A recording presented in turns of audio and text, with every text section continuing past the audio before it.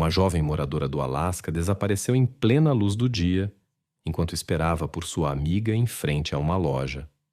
A busca, que envolveu investigadores e numerosos voluntários, levou a descobertas inesperadas. Quando a verdade veio à tona, os habitantes da pequena cidade, antes tranquila, ficaram chocados, e seu estilo de vida habitual mudou para sempre. Mandy Marr nasceu em 19 de julho de 1980 em Anchorage, a maior cidade do Alasca. Na família também cresceram 2 irmãos.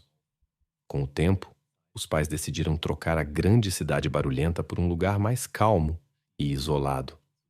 Sua escolha recaiu sobre a pequena cidade de Taslina, localizada a várias centenas de quilômetros de Anchorage. Este lugar, perdido nas vastas extensões do Alasca, contava com menos de 300 habitantes. Os pais de Mandy acreditavam que seria muito mais seguro criar crianças lá, então toda a família se mudou para Taslina. O pai encontrou trabalho no novo local, e as crianças começaram a frequentar a escola na cidade mais próxima. A família frequentemente fazia excursões na natureza, para fazer caminhadas e pescar. Mandy rapidamente se apaixonou por esta área. Ela facilmente se conectou com os moradores locais e frequentemente saía para passear com eles, desfrutando do ambiente pitoresco. Em um dia de verão de 1991, a jovem Mandy passou tempo com seus amigos e desfrutou dos últimos dias de férias antes do novo ano escolar. Em 22 de agosto, ela entrou em contato com sua amiga Erin e a convidou para sua casa. Erin morava a cerca de 1 quilômetro de distância, e elas concordaram em se encontrar no meio do caminho. Mandy também ligou para sua melhor amiga April, que morava nas proximidades. Mandy pediu permissão à sua mãe, mas esta hesitou no início.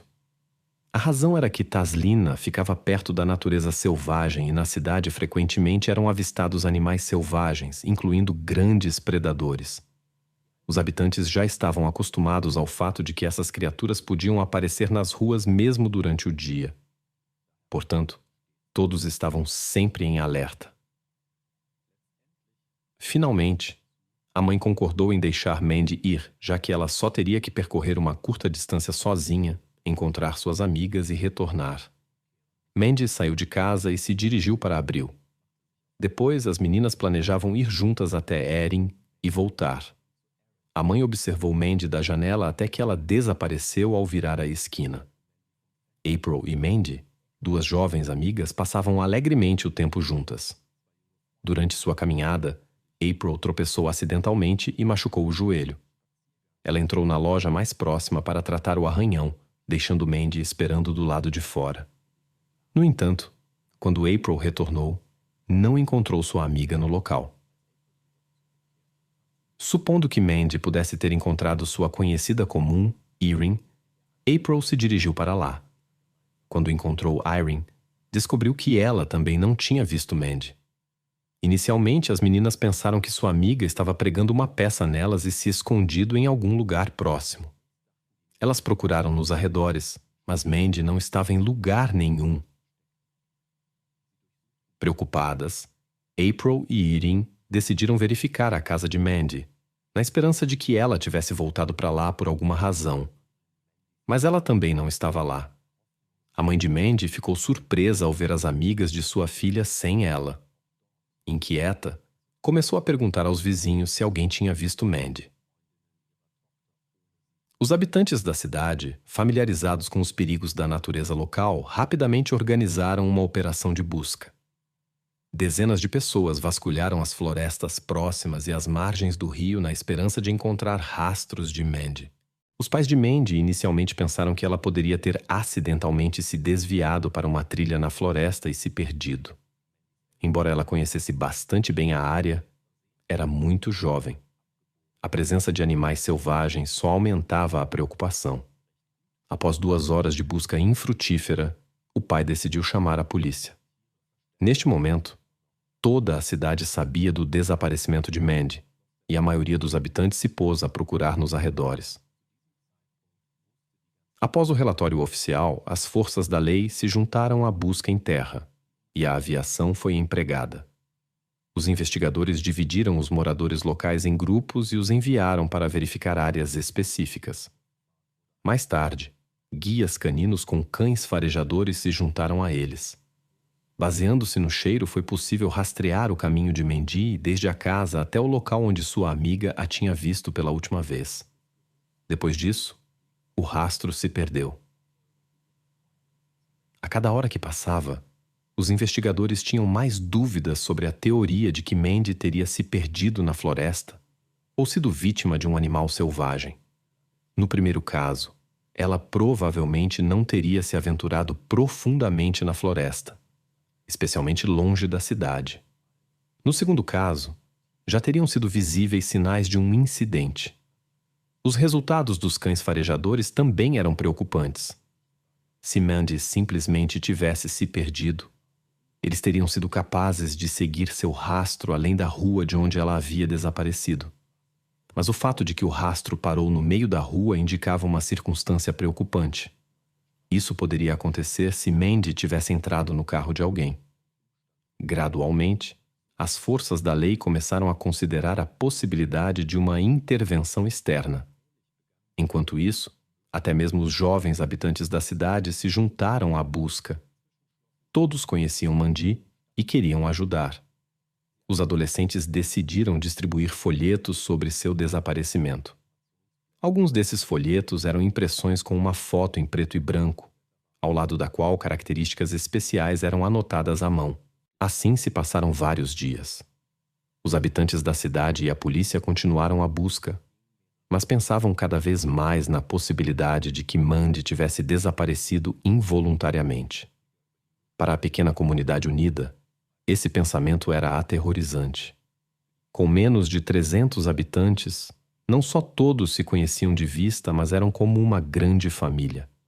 Longe das grandes cidades, frequentemente tinham que ajudar seus vizinhos em diversas situações, de modo que cada um podia contar com o apoio dos outros.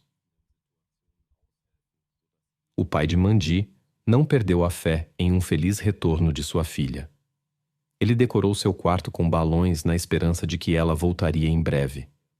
Quando pouco mais de uma semana havia se passado desde o desaparecimento de Mandy, os investigadores começaram a pensar em encerrar a operação de busca. Durante esse tempo, eles não conseguiram encontrar uma pista substancial, mas os moradores locais não tinham intenção de desistir. Eles declararam sua intenção de continuar a busca independentemente da decisão das forças da lei. Os habitantes da cidade decidiram ampliar a área de busca para 5 quilômetros ao redor da localidade e reexaminar toda essa área. Desta vez, pilotos privados de pequenas aeronaves se juntaram à busca, inspecionando a área do ar. 10 dias após seu desaparecimento, aconteceu o que todos temiam. Um dos grupos de busca encontrou Mandy em um barranco entre árvores, a apenas 1,5 km de sua casa. Os policiais reconheceram imediatamente que estavam lidando com um incidente grave, e a avaliação dos médicos confirmou isso. Eles determinaram que Mandy havia sido atingida por tiros a queima-roupa de uma arma de pequeno calibre. Também havia indícios de que ela havia sido muito maltratada. No entanto, os especialistas não conseguiram encontrar vestígios que apontassem para a identidade do perpetrador. Nos pulsos de Mandy, encontraram marcas de cordas, sugerindo que ela possivelmente havia sido mantida em cativeiro por algum tempo. Na opinião dos especialistas, o triste desfecho não ocorreu antes de 12 horas após seu desaparecimento. Isso poderia significar que o perpetrador a manteve em algum lugar durante todo esse tempo. Os investigadores notaram outro detalhe perturbador. Mandy foi encontrada em um local que a polícia e os voluntários já haviam vasculhado várias vezes. Isso sugeria que o perpetrador a havia deixado lá após essas buscas, o que significava que ele havia observado a busca e possivelmente até participado dela. Essa suposição causou grande preocupação entre os habitantes da pequena cidade, já que todos se conheciam bem. Os habitantes da pequena cidade mal podiam acreditar que alguém de seu círculo de conhecidos pudesse estar envolvido neste incidente. O pai de Mandy até pediu a um amigo que removesse todo o equipamento de caça da casa. O homem temia perder o controle se fosse revelado quem era o responsável pelo ocorrido. As forças da lei tentaram encontrar pistas no local onde Mandy foi descoberta, mas sem sucesso. A dificuldade residia no fato de que havia chovido muito nos últimos dias, o que poderia ter destruído rastros de veículos, pegadas e outros detalhes importantes. No entanto, os especialistas conseguiram garantir algumas evidências potenciais. Encontraram pequenas fibras vermelhas e azuis que não correspondiam às roupas de Mandy, bem como partículas microscópicas de tinta. Além disso, descobriram algo que parecia lascas de metal, possivelmente de uma ferramenta. Contudo, tudo isso só poderia ser útil se conseguissem identificar um suspeito concreto. Logo, os investigadores receberam uma primeira pista. Um morador local, que desejava permanecer anônimo, informou-lhe sobre o comportamento estranho de seu colega chamado David DeForest. O homem trabalhava como operário da construção civil e, após o desaparecimento de Mandy, falava constantemente sobre o caso. Embora todos os habitantes não pudessem evitar falar sobre isso, o comportamento de David parecia incomum para seus colegas. Ele discutia sobre isso quase sem parar e estava visivelmente agitado. As autoridades investigaram o passado de DeForest e descobriram que ele tinha problemas com a lei. Alguns anos atrás, David havia sido acusado de roubo de carros e pouco antes do incidente com Mandy, era suspeito de um crime grave em outro estado. Isso foi suficiente para convidar o homem para uma conversa. Ele negou qualquer conexão com o incidente e assegurou que estava no trabalho naquele dia. Os investigadores falaram com seu supervisor, que confirmou a declaração de David. No entanto, DeForest contou algo estranho. Ele relatou que no dia do desaparecimento de Mandy, havia visto o carro de outro residente local na rua onde ela foi vista pela última vez. Ao volante estava o idoso Charles Smithard. Esta informação não pareceu muito convincente para os investigadores, mas na falta de outras teorias, eles decidiram investigá-la. Smithard, um mecânico aposentado, vivia em um anexo ao lado da casa de sua mãe e gozava de boa reputação. As pessoas frequentemente recorriam a ele para consertar várias coisas. As crianças locais vinham constantemente a ele quando tinham problemas com suas bicicletas, e o homem as consertava em sua oficina. Quase imediatamente após DeForest ter comunicado suas observações às autoridades, essas informações se espalharam por toda a cidade. Os habitantes ficaram indignados que David tentasse desacreditar um membro respeitado de sua sociedade. Pelo contrário, eles estavam cada vez mais inclinados a pensar que era precisamente DeForest que estava envolvido no incidente. Eles acreditavam que, com sua história, ele estava apenas tentando desviar a atenção da polícia de si mesmo. Problemas anteriores com a lei apenas reforçaram as suspeitas contra ele, e os investigadores começaram a se perguntar se o álibi do homem para o momento do desaparecimento era convincente o suficiente. Afinal, ele próprio havia admitido ter dirigido naquela rua. Surgiu a questão. David poderia realmente ter estado envolvido no desaparecimento e tentado transferir a responsabilidade para Charles? No entanto, os investigadores notaram uma peculiaridade no comportamento de Smithard. Ele participava, como muitos moradores da cidade, na busca por Mandy. O trabalho dos voluntários era coordenado pela polícia, que usava o prédio dos bombeiros como quartel-general. Quando os ajudantes chegavam lá, eram divididos em grupos. Seus nomes eram escritos em um papel e afixados em um quadro especial.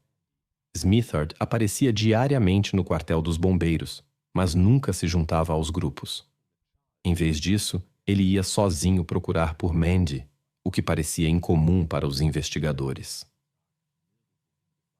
Eles falaram com Charles, mas ele negou qualquer envolvimento no incidente. O homem afirmou que não havia ido a lugar algum naquele dia e tinha ficado em casa.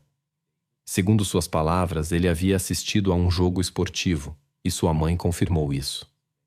Smithard também suspeitava que David poderia tê-lo colocado deliberadamente sob uma luz negativa para desviar as suspeitas de si mesmo. Os investigadores continuaram seu trabalho, verificando simultaneamente as declarações de Charles. Eles não conseguiram encontrar provas de que ele havia deixado a casa naquele dia, mas logo descobriram algo interessante.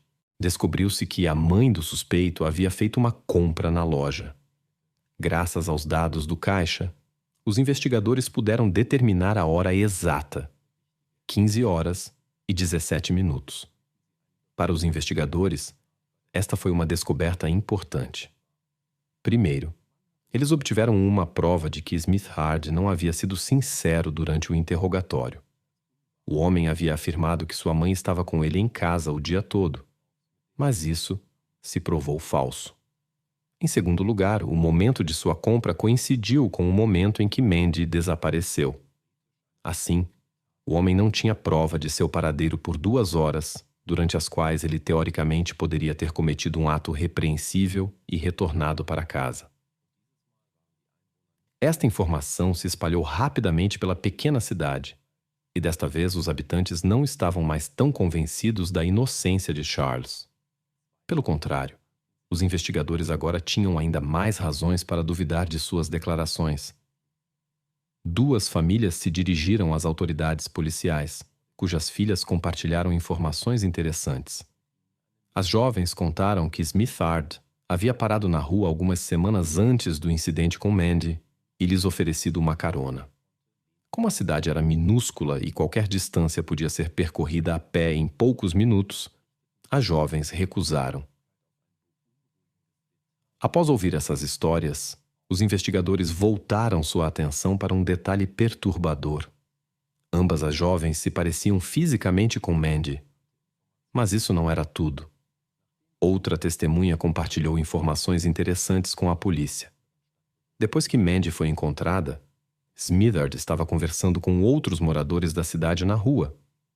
Em um momento, um helicóptero da polícia sobrevoou e Charles afirmou repentinamente que eles estavam procurando os pertences de Mandy. O problema era que a polícia mantinha essa informação em estrito sigilo. De fato, faltavam alguns objetos pessoais de Mandy, mas os investigadores haviam decidido não contar a ninguém. Essa abordagem é usada caso alguém envolvido no incidente revele acidentalmente detalhes que apenas um participante direto poderia saber. Essas informações foram suficientes para que as autoridades obtivessem uma autorização para revistar o veículo e a residência de Smithard. Eles levaram muitos de seus pertences para exame em laboratório. Primeiro, os especialistas se dedicaram ao exame das minúsculas partículas de tinta encontradas nas roupas de Mandy. Após uma análise cuidadosa, encontraram os mesmos traços de tinta em objetos da oficina de Smithard. Os especialistas até descobriram que uma tinta semelhante era usada para o revestimento de bicicletas. E Charles era conhecido por frequentemente consertar bicicletas para os jovens locais. Em seguida, os investigadores começaram a examinar as fibras vermelhas e azuis encontradas nas roupas de Mandy. Com a ajuda de equipamentos de última geração, conseguiram determinar a estrutura desse tecido e identificar o fabricante. Descobriu-se que essa empresa produzia tecidos de estofamento para assentos de automóveis. Ao entrar em contato com os representantes da empresa, souberam que seu material era usado no mesmo modelo de carro que Smithard possuía. Os especialistas coletaram amostras de fibras de lã e determinaram que correspondiam completamente às encontradas nas roupas de Mandy. Os especialistas também determinaram o grau de desgaste das fibras encontradas. Novamente, os resultados corresponderam completamente. Isso sugeria que as fibras muito provavelmente tinham vindo do carro de Smithard para as roupas de Mandy. Em seguida, os especialistas se dedicaram às partículas metálicas redondas que também haviam descoberto nas coisas de Mandy. sua origem foi rapidamente esclarecida. Tais partículas são produzidas ao cortar metal com ferramentas especiais. Como esperado, encontraram partículas semelhantes no veículo de Smithard. Mas o mais importante veio por último. Em seu carro, encontraram alguns cabelos claros que foram enviados para análise. Os resultados confirmaram o que todos já suspeitavam. Os cabelos pertenciam a Mandy Lemmer. Tudo isso convenceu os investigadores do envolvimento de Charles no incidente, mas eles queriam reunir o máximo de provas possível. Portanto, começaram a investigar o passado de Smithard e descobriram que ele havia sido casado 2 vezes. O suspeito tinha várias filhas que viviam em diferentes estados. Os investigadores decidiram falar com elas e viajaram para a Califórnia para ver uma delas. Quando ela soube das suspeitas contra seu pai, a mulher não pôde conter as lágrimas. Olhando para o investigador, ela compartilhou memórias incriminadoras de como seu pai havia se comportado inadequadamente com ela e suas irmãs desde sua juventude. Notavelmente, Mandy tinha a mesma idade quando a tragédia ocorreu. Após essa conversa, restaram poucas dúvidas sobre o envolvimento de Charles no incidente. Em novembro do mesmo ano, o homem foi preso e o caso foi levado a tribunal. Como frequentemente acontece, o tempo de espera até o início do julgamento se estendeu por vários anos, e as audiências só começaram em 1993. Charles continuava a afirmar sua inocência, mas as evidências apontavam para o contrário. De acordo com a acusação, o homem dirigia deliberadamente pelas ruas em busca de uma vítima potencial.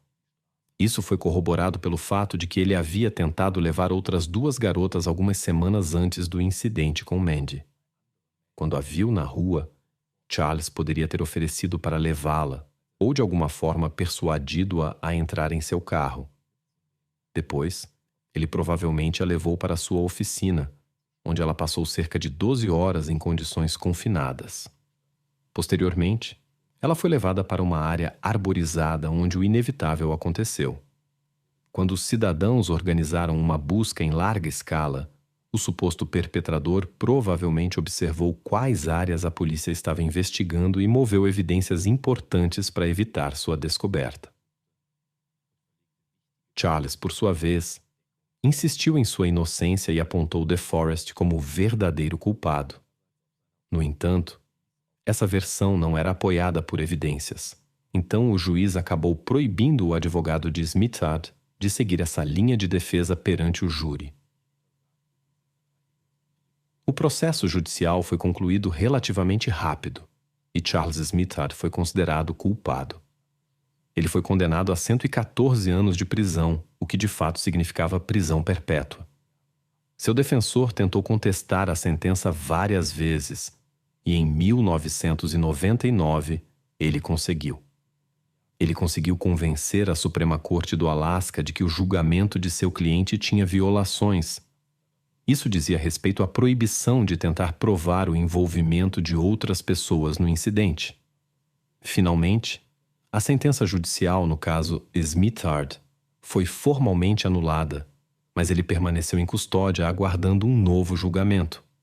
Menos de um ano depois, no ano 2000, o homem foi diagnosticado com uma grave doença pulmonar, da qual faleceu pouco depois. Esta situação criou ambiguidades legais. Após a anulação da sentença, Smithard não era mais considerado legalmente culpado pelo desaparecimento de Mandy, e seu falecimento tornou impossível o início de um novo processo judicial. Como resultado, o caso de Mandy permaneceu oficialmente não resolvido, embora a razão para a anulação da sentença fosse uma formalidade jurídica. No entanto, quase ninguém duvidava do envolvimento de Smithard no incidente. Além das evidências substanciais, a história com seus próprios filhos mostrava claramente a verdadeira natureza deste homem. O pai de Mandy mais tarde confessou que não se arrependia de sua decisão de entregar todo o seu equipamento de caça a um amigo. O homem lutava com pensamentos de fazer justiça com as próprias mãos, mas entendia que, nesse caso, seus filhos cresceriam sem pai pois ele inevitavelmente acabaria atrás das grades.